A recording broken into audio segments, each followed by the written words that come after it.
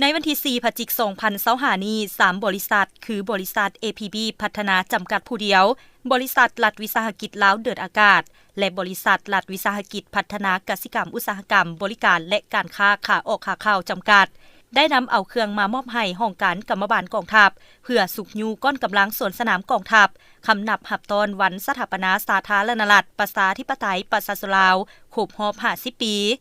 ในนี้บริษัท APB พัฒนาจำกัดผู้เดียวมอบน้ำดื่ม500 แพ็คมูลค่า 17 ล้าน5แสนกีบบริษัทรัฐวิสาหกิจลาวเดินอากาศมอบน้ำดื่ม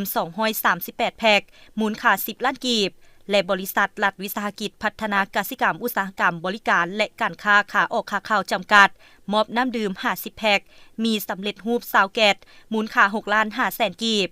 กล่าวมอบโดยสหายพันโทคำเพชรศิริมโนธรรมหัวหน้าห้องการสำนักงานใหญ่บริษัทรัฐวิสาหกิจพัฒนากสิกรรมอุตสาหกรรมบริการและการค้าขาออกขาเข้าจำกัดและกล่าวหับโดยสหายพันเอกสุวรรณีดวงประเสริฐหัวหน้าห้องการกรรมบาลกองทัพพร้อมด้วยคณะ